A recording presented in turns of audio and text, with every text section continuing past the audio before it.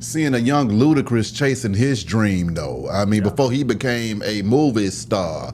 What was that like, seeing him coming in there trying to figure it out just like everybody else? And then all of these people, you know, the commonality with a lot of them is that they go out to be mega stars. It ain't no we gonna go and do pretty good. They go and blow all the way up. Yeah, I joke all the time, and it's the same way. And I told him when he was in there. Yeah. Can't make no money off you, Chris. He's like, what you mean? I said, nigga, you come to the studio early. Yeah. Before the studio time started, he pull up in the back gate. Yeah. He sit in his car, and he gonna write his rhymes or whatever. Whatever time his session started, he gonna walk in there 10 minutes early, speak to the engineer, get his water. He gonna go in the booth and do his shit. Get the hell out of there. He ain't going in the lounge. Around. He ain't smoking. He ain't wasting time, and he's been like that all the time. Yeah. And so, you know, you end up where with him, you know, I look at it and it's kind of like the cool thing is when you see people like him still working with the people that they started with. Mm-hmm. And I'll be like, man, I respect that. Like, exactly. You know what I mean? And those are cool. And then even now, like, you know, talking to Tip, hey, Tip, I'm going to call you. Tip been trying to get me to come run one of his spots. So we've been talking about it. And just seeing people mature. Like I keep saying, man, we don't know who these kids are at 18, 19, 20, 21, 22. Some of them get locked up, some of them get killed. Yeah. And we judging them for who they currently are. Yeah. But as they mature and get like, man, Gucci was crazy. You know what I mean? And to see him now, you know what I mean, is just maturity. What was it like seeing a crazy Gucci Mane in your studio? Man, he was crazy. Like, I mean, it was not like that. He's never done anything disrespectful to me or the building because he respects us. But, you know, for him, that we were where he was going to keep out of trouble. Yeah. If he was in the studio, he would be in there asleep. He would be there all day, 15 hours. Yeah. Same thing when Tip got in trouble. He had a work release, so he needed to go to work. So he used to get up at 7:30 in the morning and open the studio. Tip would come in there and go to sleep. And then he would get to work. But it was better than sitting in the jail cell. Exactly. So with Gucci, when he was like, we knew when he wasn't in the studio, like when he was riding around at the mall, jumping out on girls, he left the studio. Yeah. And so, you know, he was cool. He's respectful. I've never had no problem with him. But when you see him outside the studio, man, I'd be like, boy, you crazy.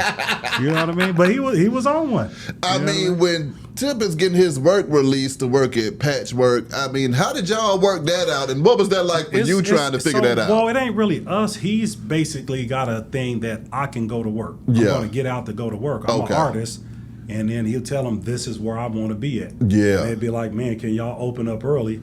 And I'd be like, yeah, we'll come down there and open up. And we ain't working, but he's just in there. He's at his workplace. Exactly. And he might be sleeping, chilling for a little while, and then he'll get up and do his job. Yeah, and then when he's done, he would have to go back, you know, to the jail. Halfway house. Yeah, and then Gucci, it was more so whenever he would get locked up, you know, I would get a call probably about a week or 4 days before he got out.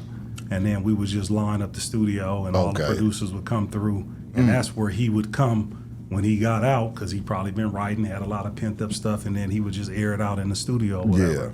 But us, we just played it like regular. Like they would call, and we'd set the time up and then make sure everybody was straight.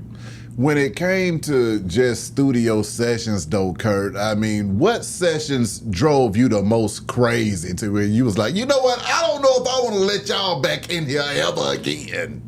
That's a good question. Yeah. So you saying something that drove us the most crazy, and I said that we don't want to let you back. So I'll say this.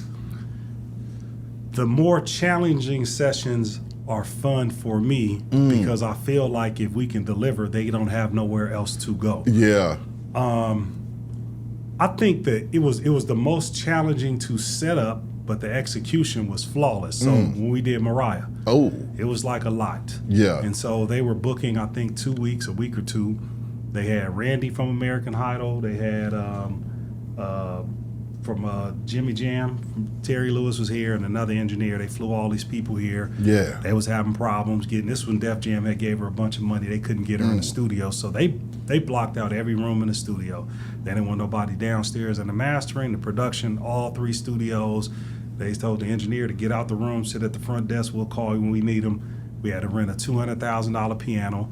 We had a rider with all kind of flowers, with candy, champagne, And so it was a lot setting up. It was a lot of meetings and everything. And then, you know, we did it. Like, I remember the people, was the labels came up, the execs, they would have meetings before she come. Now, they had the room from 12 p.m. until she would show up around midnight. Yeah. But she would work from midnight till 10 in the morning once she put the kids together. But all throughout the day, they were just sitting on their hands. And so they would be like, you know, hey, Curtis, we did the first session and, you know, we had an issue. And I'm like, what's going on, man? Call me. It was like, well, we didn't have any flowers for Mariah. And I said, it wasn't on the rider, but did they get them? They was like, yeah, somebody went and got them. Yeah. They called me.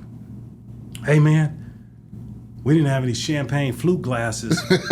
And I said, was it on the rider? He was like, no. I said, did they? Yeah, somebody took care of it. And he called me. He said, man. I said, what's up? He said, man, the vending machine took my $1. I said, nigga, get out of here, dude. I said, all this shit that you got on this list, we've been meeting for 2 weeks with all of these requirements and all of this stuff that we got to do, and you calling me talking about a vending. That's when I knew we did our job. Yeah. You know what I mean?